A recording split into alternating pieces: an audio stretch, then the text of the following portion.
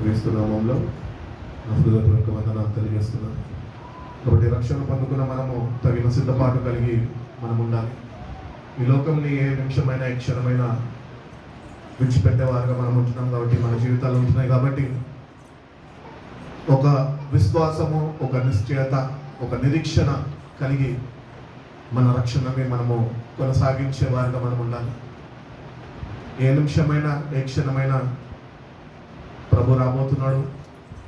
ఆయన రాకనో మన పోకనో ఏదో ఒకటి సంభవిస్తుంది కనుక క్రైస్తవులుగా క్రీస్తు రక్తంలో కడగబడిన మనము తగిన సిద్ధపాటు. ఈ పాట ఎందుకు పాడిపించిన తెలుసా? పరలోకము మన దేశం అని. ఈ పాట నేను ఎప్పుడు చిన్నప్పటి నుంచి వింటున్నది ఎక్కడంటే సమాధుల తోటలోనే.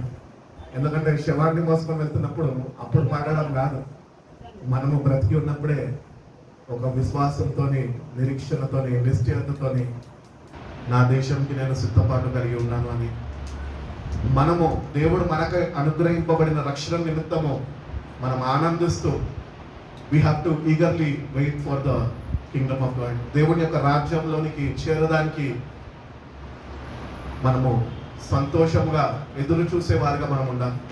కాబట్టి ఈ లోకము శాశ్వతం కాదు, లోకంలో ఉన్నవారు శాశ్వతం కాదు. కాబట్టి ఈరోజు ఏది నీది అంటున్నావో అది నీది కాదు అని ఎప్పుడైనా గుర్తించు. ఏది నీది అనుకుంటున్నావు అది నీది కాదు. అది నాదే అని అంటున్నావా, నువ్వన్న దాన్ని విడిచిపెట్టి వెళ్ళిపోతావు. అదన్న దగ్గర నుంచి నిన్ను విడిచి వెళ్ళిపోతుంది. కాబట్టి లోకం శాశ్వతం కాదు. శాశ్వతము ప్రతినిత్యము మనకి తోడుగా ఉండేది ప్రభు అయిన యేసుక్రీస్తు ప్రభు మాత్రమే. కాబట్టి దేవుడు నిన్ను నన్ను ఎంతగానో ప్రేమించి తన రక్షణను మనకి ఇచ్చి ఉన్నాడు. ఆయన గురించి ప్రవచనాలు, ప్రవక్తలు ప్రవచించి ఉన్నారు. ఆ ప్రవచనాన్ని నెరవేర్చడానికి ఆయన భూమిపైకి వచ్చి ఉన్నాడు. అట్టి రీతిగానే తండ్రి ఇంటికి మార్గము మనకి చూపించడానికి ఆయన వచ్చి ఉన్నాడు. కాబట్టి యేసు ప్రభు నిజమైన దేవుడు అని మన నోటితో ఒప్పుకుంటే రక్షింపబడతామని వాక్యం సెలవిస్తున్నది. ఆ వాక్యాన్ని మాత్రమే పట్టుకొని నేను నోటితో ఒప్పుకున్నాను, నేను పరలోకం వెళ్తాను అంటే అది నీ భ్రమ. నీ భ్రమ నుంచి బయటకు వచ్చి దేవుని దృష్టికి అంగీకారమైన జీవితము నువ్వు జీవించే వాడిగా, పరిశుద్ధమైన జీవితము, పరిశుద్ధత లేకుండా దేవుని ఎవరు చూడలేరు అని వాక్యం సెలవిస్తుంది. కాబట్టి మనలో మానవులము, మనలో పరిశుద్ధత లేదు. కానీ పాపులైన మనని పరిశుద్ధమైన దేవుడు ఎంతగా ప్రేమించాడంటే ఈరోజు ఆ ప్రేమని మనం గుర్తించి ఆయన దగ్గరికి వస్తున్నప్పుడు మనలో ఉన్న పాపాన్ని మొత్తము ఆయనకి అప్పగించి ఆయనలో ఉన్న పరిశుద్ధతని మనము పొందుకోవాలి. నువ్వు ఎప్పుడైతే పరిశుద్ధతను పొందుకుంటావో అప్పుడే పరలోక రాజ్యంలో నీకు అంటూ ఒక గుర్తింపు ఉంటుంది. పరిశుద్ధత లేకుండా పరలోక రాజ్యంలో నీకు గుర్తింపు ఉండదు. అందరూ బోధిస్తూ ఉంటారు, ఏమని తెలుసా? నువ్వు ఏ రోజైతే బాప్తిజం తీసుకున్నావో ఆ రోజు నీ పేరు జీవ గ్రంథంలో రాయబడి ఉన్నది. అది వాస్తవమే. రాసిన దేవుడు త్రుపక మానడు, అది గుర్తించు. నీ జీవితాన్ని నువ్వు సరి చేసుకొని నీ పాపిష్ట జీవితాన్ని నువ్వు విడిచిపెట్టి ఒక పవిత్రమైన జీవితము ప్రభు కొరకు ఇంకా కొన్ని దినాలు ఈ భూమి మీద నువ్వు గడపబోతున్నావు కనుక ఈ కొన్ని దినాలన్న ప్రభు కొరకు నువ్వు జీవించేవాడిగా ఉండాలి అని ప్రభు కోరుకొని ఉన్నాడు. ప్రభు నిన్ను నన్ను ఎందుకు ఎన్నుకున్నాడు తెలుసా? ఆయన కొరకు వాడబడతామని. కానీ మనం ఏం చేస్తున్నాం? వస్తున్నాము, భజన చేస్తున్నాము, చప్పట్లు పడుతున్నాము, హల్లెలూయా స్తోత్రం చెప్తున్నాము, వెళ్ళిపోతున్నాము. ఎవరికి పని చేస్తున్నామంటే ఈ లోకంలో మనని ఈ లోకం వాడుకుంటున్నది. ఈ లోకం మనల్ని వాడుకుంటున్నది కనుకనే ప్రభు చేత మనము వాడబడలేకపోతున్నాం. అందుకనే నేటికన్నా మన జీవితాలను మార్చుకొని ఇంకా నీ జీవితంలో, నా జీవితంలో, మనందరి జీవితాల్లో ఏమో కొన్ని దినాలు ఉన్నాయేమో, ఈ కొన్ని దినాల్లో అన్న ప్రభు కొరకు జీవించేవాడిగా, ప్రభువుని సంతోషపెట్టేవాడిగా, ఆయన దృష్టికి అంగీకారమైన జీవితము కలిగి జీవించేవాడిగా నువ్వు ఉండాలి అని ప్రభు కోరుకుంటున్నాడు. కాబట్టి ప్రభు త్వరగా రాబోతున్నాడు. ఎగ్జిట్ పోల్స్ వచ్చేసి ఎంతమంది న్యూస్ చూస్తున్నారు? ఏ రాజ్యం వస్తుంది? ప్రజారాజ్యం వస్తుందా? కాంగ్రెస్ రాజ్యం వస్తుందా? బీజేపీ రాజ్యం వస్తుందా?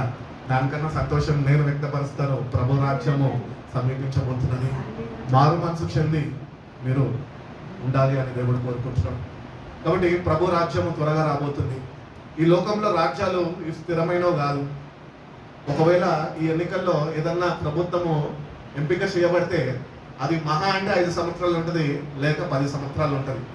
ఇంకా దేవుడు ఆశీర్వదిస్తే ఇంకొక 5 సంవత్సరాలు, 15 సంవత్సరాలు పరిపాలిస్తుంది. దాని తర్వాత అది ఆ రాజ్యాన్ని విడిచిపెట్టి పక్కకు వెళ్ళిపోతుంది. కానీ ప్రభు రాజ్యం అటువంటిది కాదు. మనము సిద్ధపడాల్సింది ప్రభు యొక్క రాజ్యం కొరకు.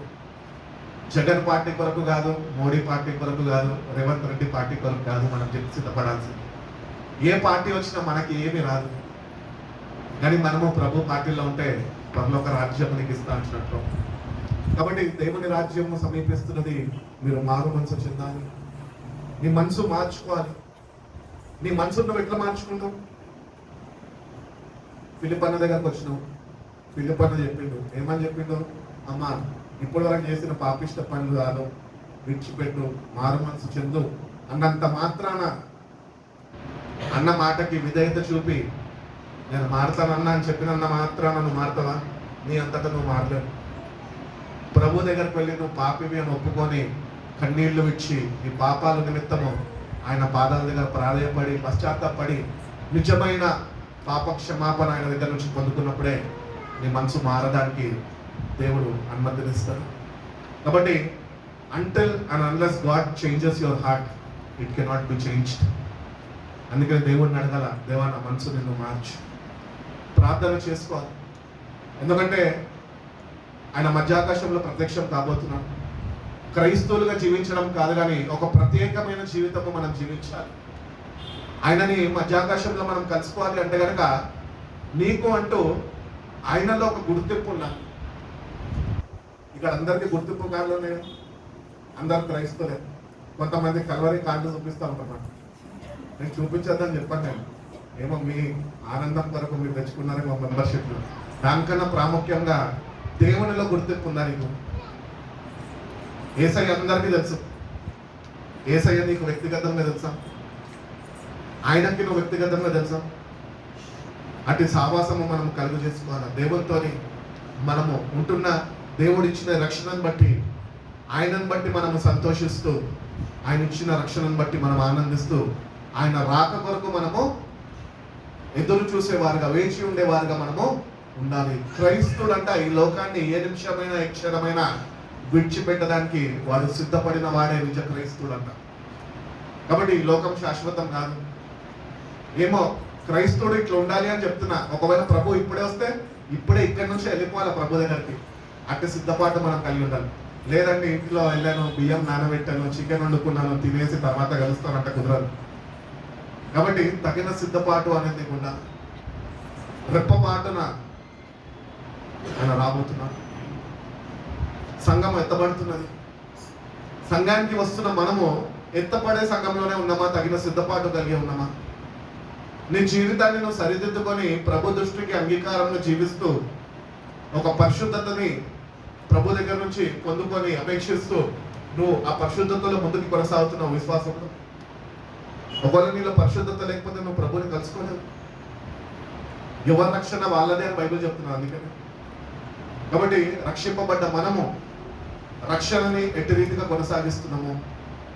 వాక్యము సూటిగా స్పష్టంగా సెలవిస్తున్నది ఏంటి అంటే, మీకు అనుగ్రహింపబడిన రక్షణని మీరు భయముతోనూ వణుకుతోనూ కొనసాగించండి. దేవుని యందు భయభక్తులు పొందుకున్న రక్షణని కాపాడుకుంటూ విశ్వాసంతో ఎదురు చూసే వారుగా మనము ఉండాలి అని దేవుడు కోరుకుంటున్నాడు.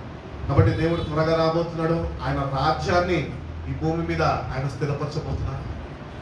కాబట్టి ప్రభు రాజ్యమే ఈ భూమిని ఏలబోతున్నది. ఆ ప్రభు రాజ్యంలో నువ్వు ఉంటే కనుక ప్రభుత్వని నువ్వు కూడా ఈ భూమిని ఏలేవాడిగా ఉంటావు.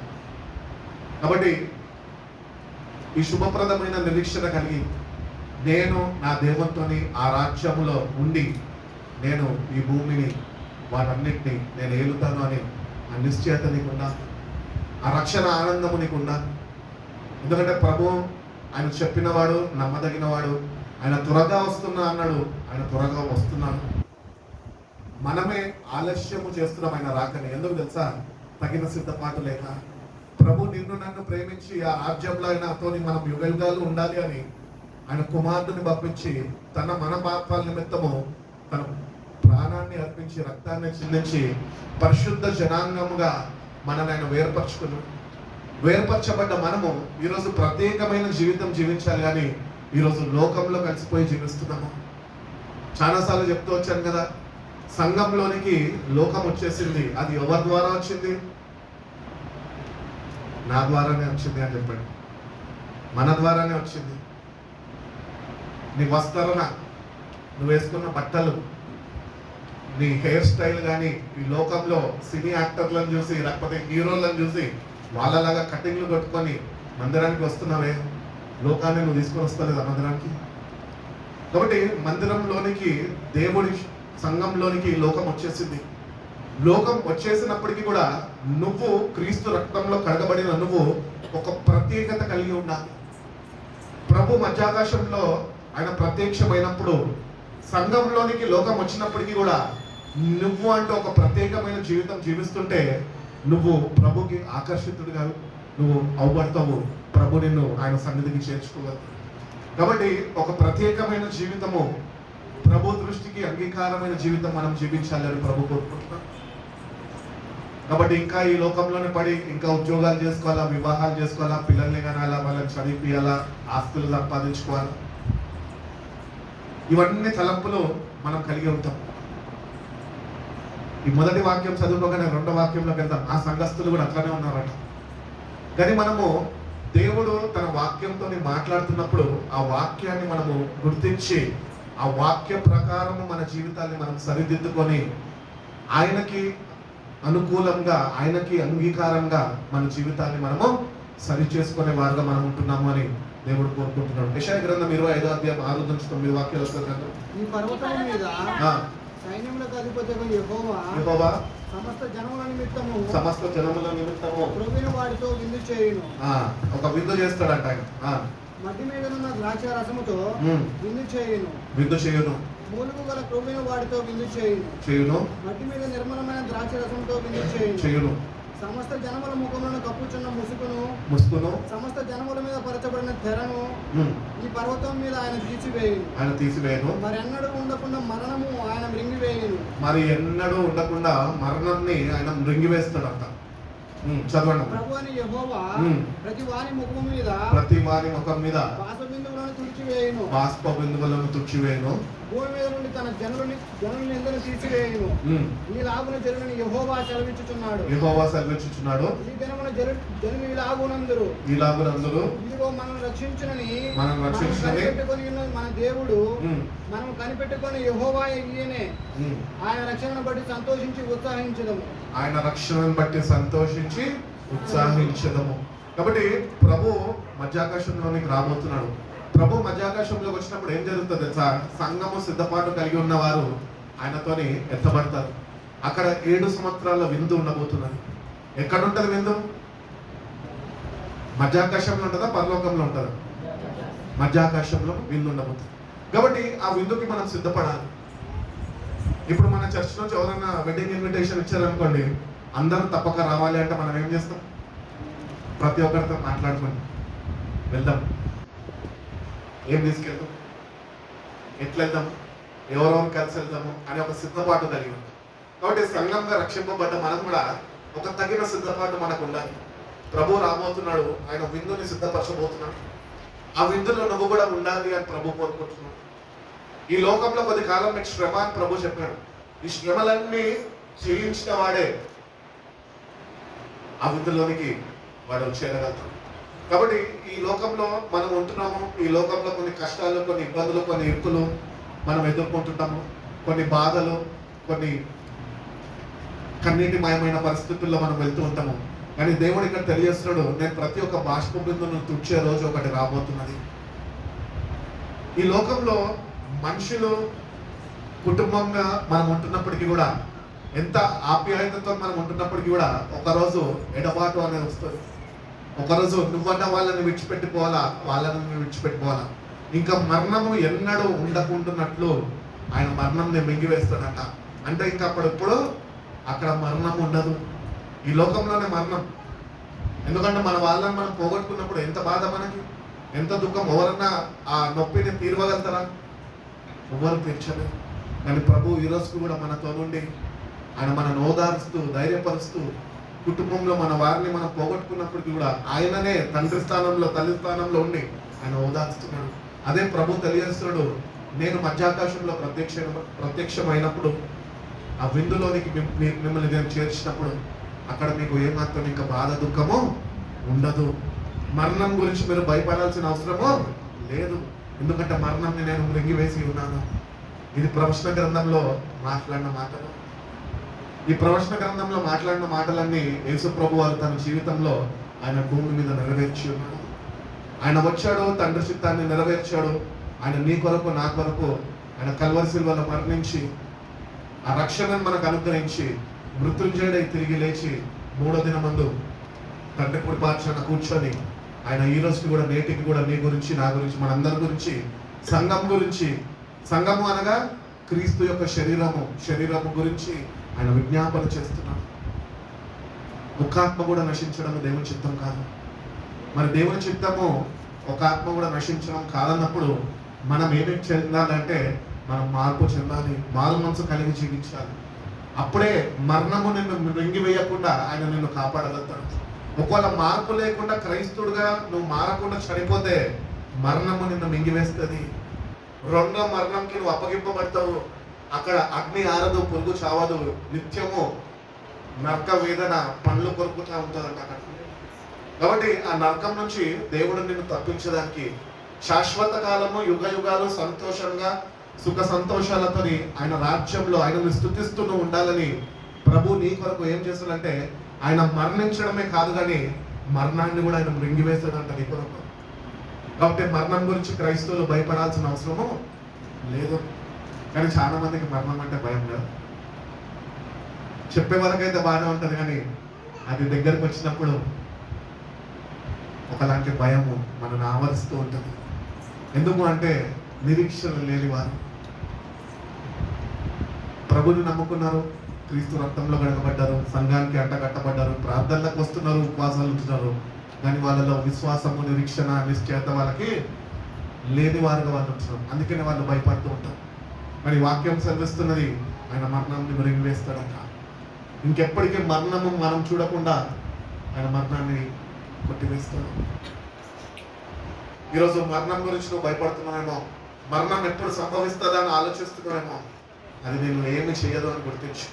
ఎందుకంటే నువ్వు యేసు ప్రభు అని ఎప్పుడైతే నువ్వు రక్షణ పొందుకున్నావో అప్పుడే ప్రభు నీ పేరు జీవగ్రంథంలో ఆయన రాసి ఉన్నాడు. ఈరోజు నువ్వు చేయాల్సిందన్నా ఏంటి తెలుసా?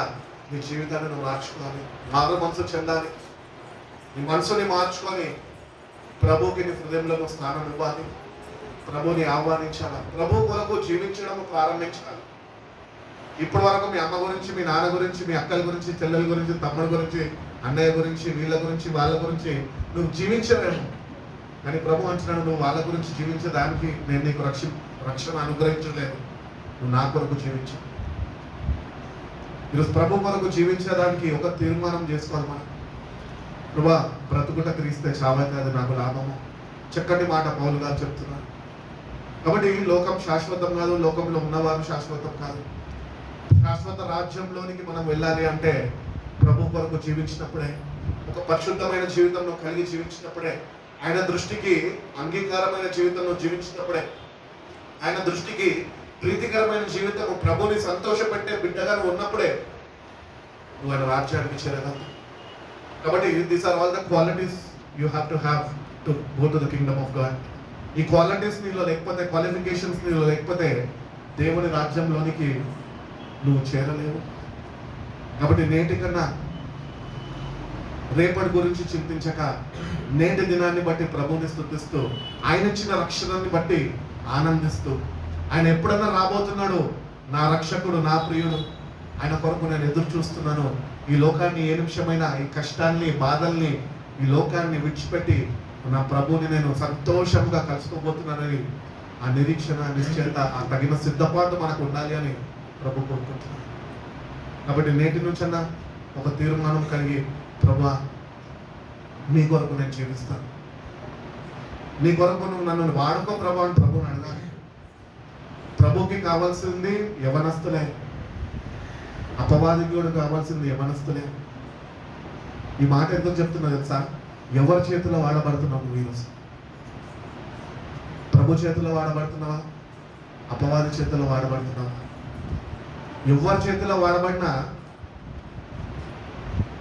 రక్షించేది ప్రభు మాత్రమే. కాబట్టి ప్రభు చేతిలో వాడబడితే ఆ రక్షణ నీకు అనుగ్రహింపబడుతుంది. కాబట్టి ప్రభు ఇచ్చిన రక్షణను బట్టి మనము ప్రతినిత్యము ఆనందించే వారుగా మనం ఉండాలి. రక్షణని భయంతోనూ వణుకుతోనూ కొనసాగించమని ఎట్టి రీతిగా అయితే చెప్పాడో అట్టి రీతిగానే రక్షింపబడ్డ మనము ఆ రక్షణ ఆనంద వస్త్రము ధరించుకొని ప్రతినిత్యము ప్రభు ఇచ్చిన రక్షణను బట్టి, ఆయనను బట్టి, ఆయన చేసిన త్యాగాన్ని బట్టి మనం కృతజ్ఞతలై ఆనందముతోని మనం జీవించాలి అని ప్రభు కోరుకుంటున్నాం. మనకు చాలాసార్లు ఆనందం ఉండదు.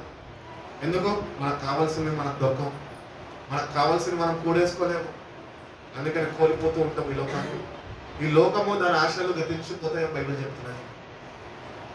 ఒకవేళ లోకంలో నువ్వు ఏదైనా సాధించాలనుకుంటే వాటితో నువ్వు కూడా గతించిపోతావు. లోతు చూడండి ఎగ్జాంపుల్. దేవుడు రక్షించడానికి కుటుంబాన్ని మొత్తాన్ని నడిపించినప్పుడు వెనకకి తిరిగి చూసింది. ఏమైంది? లోక ఆశలలో మునిగిపోయింది, నాశనానికి ఎదురైపోయింది. మన జీవితాలు కూడా అంతే.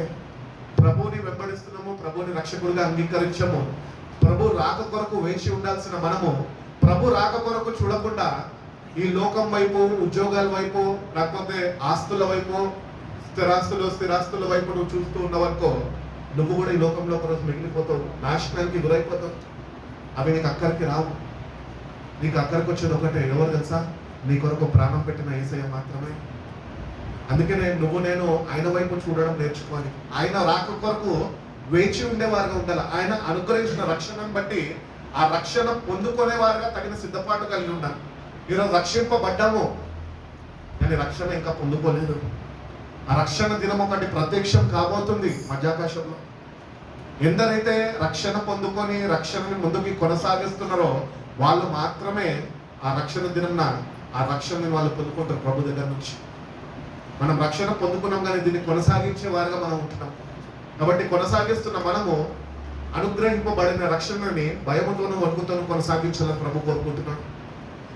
భయంతోనూ వణుకుతోనూ కొనసాగించడం అంటే ఈ లోకము దాని ఆశల్ని మనము విడిచిపెట్టి ప్రభు యొక్క రాజ్యం వైపు చూస్తూ, ప్రభా నీ రాజ్యం కొరకు నేను సిద్ధపాటు కలిగి ఉన్నాను, నీ రాజ్యం కొరకు నేను వేచి ఉన్నాను, ఎదురు చూస్తున్నాడు ప్రభా అని మనం తగిన సిద్ధపాటు కలిగి ఉంటేనే ఆయన రాజ్యంలోనికి ఆయన నువ్వు చేర్చుకుంటాం.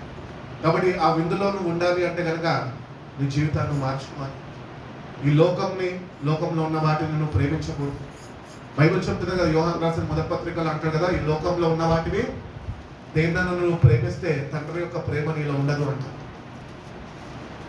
ఈ లోకంలో ఉన్నవి, లోకంలో ఉన్న వాటివి ఏది అయినా నువ్వు ప్రేమిస్తే, అది ఏమన్నా కావచ్చు, నీ భార్య కావచ్చు, నీ తల్లి కావచ్చు, నీ తండ్రి కావచ్చు, ఎవరన్నా కావచ్చు, దేన్నను నువ్వు ప్రేమిస్తే తండ్రి ప్రేమని నువ్వు కోల్పోతావు.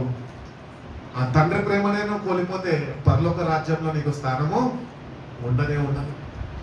కాబట్టి దేవుడు మనల్ని ప్రేమించాడు. ఆ మొదటి ప్రేమని మనం గుర్తించే వారిగా మనం ఉండాలి. ప్రేమనే కోరుకుంటుంది కానీ ప్రేమ ద్వేషాన్ని ఎప్పుడు కోరుకోదు. కానీ మనము ప్రేమించే దేవుణ్ణి మనము గాయపరిచే వారిగానే మనం వచ్చినాం, ద్వేషిస్తున్నాము, దూషిస్తున్నాము. అటు రీతిగా మన జీవితాలు ఉంటున్నాయి. అటు రీతిగా మన జీవితాన్ని మనం మార్చుకొని ఆయన రాక కొరకు మనము తగిన సిద్ధపాటు కలిగి ఉన్నాం. ఇక్కడ ప్రవచన గ్రంథంలో చదువుకున్న మాటలు ఆయన గురించి ప్రవచించి ఉన్నారు. ఆ రాజ్యము రాబోతున్నది, ఆ రాజ్యము స్థిరపరచబడుతున్నది. ఆ రాజ్యంలోనికి ఎందరైతే రక్షణ పొందుకొని రక్షణ కొరకు వేచి ఉన్నారో వాళ్ళు ఆ రక్షణను పొందుకునే దినము ఆసన్నమైంది.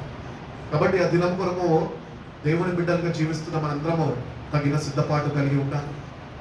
సిద్ధపాటు ఎవరి దగ్గర నుంచి రాదు, ఎవరినో చూసి నేర్చుకోవడం కాదు.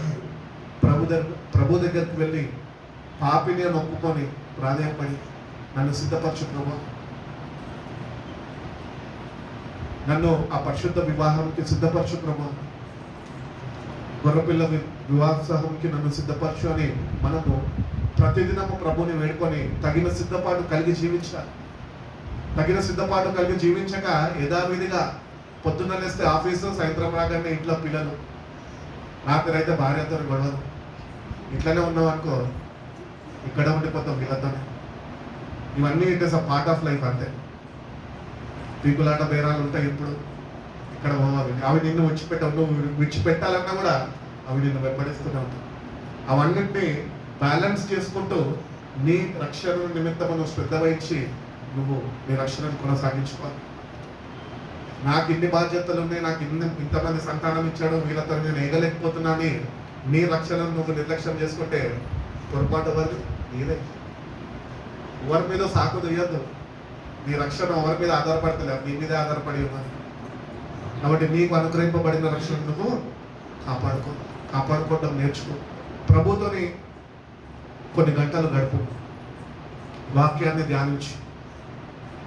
అన్నిటికీ సమయం ఉంటుంది. ఒక గంట సేపు బైబిల్ చదువుతున్నాను, ధ్యానిస్తున్నాను, ఒక గంట. ఎవరు లేరా? వాట్సాప్ మీద ఒక 2 గంటలు కూర్చున్న వాళ్ళు ఎవరైనా ఉన్నారు? చాలా మంది అన్న ఎక్కడ చూస్తాడు, ఆఫ్లైన్ కూడా అవైలబుల్ కూడా స్టేటస్ తీసేసి ఏమంటారు అది ఇన్విజిబుల్గా పెట్టుకుంటున్నారు. ఇటు రీతిగా అన్నిటికీ సమయం ఉంటుంది, కానీ దేవునికి సమయము ఏటికైనా బ్రతుకుని మార్చుకొని దేవునికి సమయం ఇచ్చి దేవుని వాక్యం చేత మనోనేత్రాలు వెలిగింపబడి ఆయన పరిశుద్ధ రాకడ కొరకు తగిన సిద్ధపాటు కలిగి జీవించే వారిగా మనం ఉండాలి అని దేవుడు కోరుకుంటున్నాడు. దేవుడు యోహాను సువార్త 18వ అధ్యాయం 36 వాక్యంలో అంటున్నాడు. ఒక మాట చదవండి. యోహాను సువార్త 18వ అధ్యాయము 36 వాక్యం. యేసు అబ్బా ఎంత చక్కటి మాట చూడండి. నా రాజ్యము ఈ లోక సంబంధమైనది కాదు అంటున్నాడు. ఇప్పుడు ఆయన రాజ్యంలో మనం చేరాలంటే మనం కూడా ఈ లోక సంబంధులుగా ఉండకూడదు. ఈ లోక సంబంధంగా ఉండిపోతే ఈ లోకంలో ఉన్నవన్నీ బైబిల్ చెప్తున్నది నేత్రాశ, శరీరాశ, జీవకుటంబము అవి దేవుని దగ్గర నుంచి వచ్చినవి కాదు. కాబట్టి దేవుడు ఈ భూమి మీద ఉన్నప్పుడే శిష్యులకి తెలియజేస్తున్నాడు ఏంటంటే నా రాజ్యము ఈ లోక సంబంధమైనది కాదు, అది పరసంబంధమైనది, పరిశుద్ధమైనది, పవిత్రమైనది, అది నిత్యము సంతోషము వ్యక్తపరిచేది, నన్ను బట్టి ఆనందించేది. ఆ రాజ్యంలో మనం ఉండాలి అని దేవుడు కోరుకుంటున్నాడు. ఆ రాజ్యంలో మనం ఉండాలి, ఆ రాజ్యంలో మనం చేయాలి.